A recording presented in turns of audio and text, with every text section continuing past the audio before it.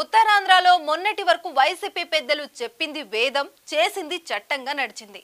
ఆ నాయకులు ఉత్తరాంధ్రకి చెందిన వాళ్ళు కాకపోయినా అక్కడ అడుగు పెడితే పాదాభివందనాలు, భారీ ర్యాలీలు, గంటల కొద్దీ ఎదురు చూపులు కనిపించేవి. ఇప్పుడు పవర్ పోయాక ఆ నేతలు ఉత్తరాంధ్ర వైపు కన్నెత్తి కూడా చూడడం లేదు. ఉన్న నాయకులకు పార్టీ పదవులు గాని, అధికారులు గాని అప్పగించడం లేదు. అంతో ఇంతో క్యాడర్ ఉన్న అక్కడ ఒక గట్టి నాయకుడికి బాధ్యతలు అప్పగించలేకపోవటంతో పార్టీ పరిస్థితి అనామకంగా తయారైంది. అసలు అప్పట్లో అంతగా పెత్తనం చేసిన లీడర్లు ఇప్పుడెందుకు అటువైపు చూడడం లేదు?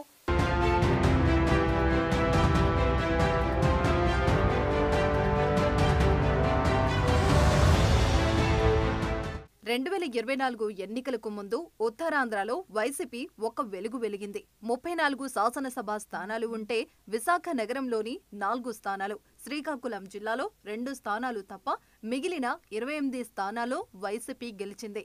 వైసీపీ అధికారంలో ఉన్నప్పుడు ఉత్తరాంధ్ర మీద పట్టు నిలుపుకోవడానికి వైసీపీ అధ్యక్షుడు జగన్ ఆ ప్రాంతానికి సంబంధం లేని నాయకులను ఇన్ఛార్జీలుగా పెత్తనమిచ్చారు. 2019 ఎన్నికలకు ముందు విజయసాయిరెడ్డిని గెలిచిన 3 ఏళ్ల తర్వాత ఆయనకు బదులు వైవి సుబ్బారెడ్డిని ఉత్తరాంధ్ర రీజనల్ కోఆర్డినేటర్లుగా నియమించారు. అప్పట్లో విశాఖపట్నం, విజయనగరం, శ్రీకాకుళం జిల్లాలో మంత్రులు, సీనియర్లు, ఎమ్మెల్యేలు ఉన్నా అక్కడ విజయసాయి వైసీల పెత్తనమే నడిచేది. జగన్ కంటే ఆ ఇద్దరు నేతల ప్రకంపం కోసమే ఉత్తరాంధ్ర నేతలు పాకులాడేవాళ్లు. ఈ ఇద్దరు నాయకులో ఎవరి దయా ఉన్నా సీటొస్తుంది, గెలిస్తే పదవులు వస్తాయనే నమ్మకం ఎమ్మెల్యేల దగ్గర నుంచి కింది స్థాయి నాయకుల దాకా ఉండేది. దీంతో ఆ ఇద్దరు నాయకులు విశాఖలో అడుగు పెడితే చాలు, కాళ్లు మొక్కడం దగ్గర నుండి పెద్ద పెద్ద ఫ్లెక్సీలు, భారీ ర్యాలీలతో వాళ్ళ దృష్టిలో పడే ప్రయత్నం చేసేవాళ్లు.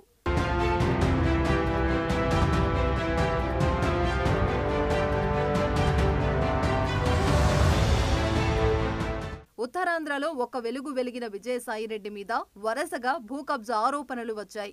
మరీ ముఖ్యంగా విశాఖపట్నం, దాని పరిసర ప్రాంతాల్లో భూములు ఆక్రమించుకున్నారన్న ఆరోపణలు వెల్లువెత్తాయి.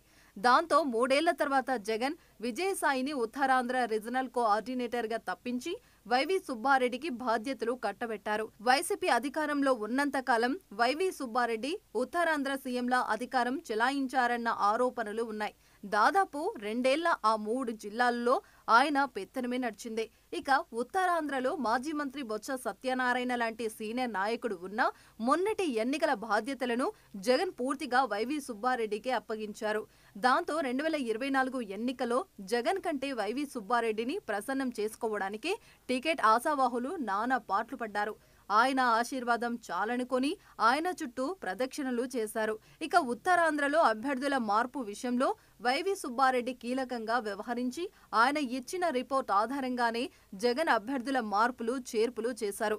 అయితే 2024 ఎన్నికలో ఉత్తరాంధ్రలో ఊహించని ఎదురు దెబ్బ తగిలింది. కేవలం పాడేరు, అరకు స్థానాలకే పరిమితమైంది.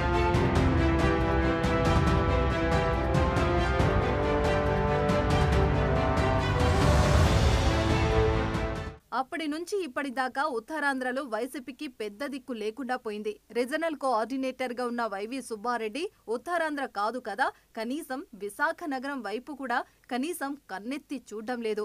ఎన్నికల ముందు, ఎన్నికల సమయంలో 2 రోజులకోసారైనా విశాఖకి వస్తూ ఉంటే వైవి ఇప్పుడు నెలకోసారి కూడా విశాఖ వైపు రాకపోవటం ఉత్తరాంధ్ర కేడర్లో పాటు నేతలు కూడా దిక్కుతోచని స్థితిలో కనిపిస్తున్నారు. స్థానిక సంస్థల కోట ఎమ్మెల్సీ ఎన్నికలో బొత్స పోటీ చేయడంతో పార్టీ రీజనల్ కోఆర్డినేటర్ హోదాలో ఒక్కసారి మాత్రమే వైవి సుబ్బారెడ్డి విశాఖ వచ్చి వెళ్లారు.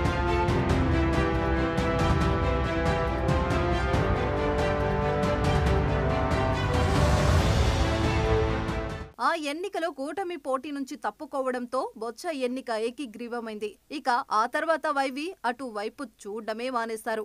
ఆయనే కాదు, Uttarandhra YCP deputy regional coordinator గా ఉన్న మాజీ ఎమ్మెల్యే నాగిరెడ్డి, మాజీ మంత్రి గుడివాడ అమర్నాథ్, బొత్స మేనల్లుడు, విజయనగరం జడ్పీ చైర్మన్ చిన్నశ్రీను ఇలా ఎవరు పార్టీ కార్యకలాపాలలో కనిపించకపోవడంతో క్యాడర్లో తీవ్ర గందరగోళం కనిపిస్తుంది.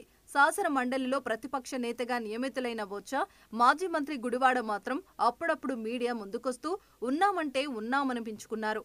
వైసీపీ పాలన మీద పాలకపక్షాలు చేస్తున్న విమర్శల మీద బొత్స, గుడివాడ తప్ప ఎవరూ స్పందించకపోవటంతో అసలే ఢీలా పడిపోయిన క్యాడర్లో మరింత నైరాశ్యం కనిపిస్తుంది. 2019 ఎన్నికలో ఉత్తరాంధ్రలో వైసీపీ ఒక వెలుగు వెలగటం వెనుక కార్యకర్తల కృషి ఎంతో ఉందని జగన్ చాలా సందర్భాల్లో వ్యాఖ్యానించారు.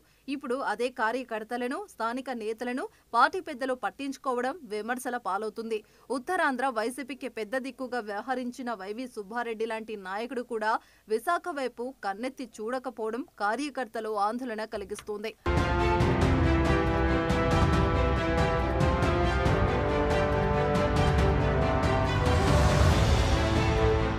Visakha municipal corporation standing committee ఎన్నికలో 10కి 10 స్థానాలను టీడీపీ గెలుచుకుంది.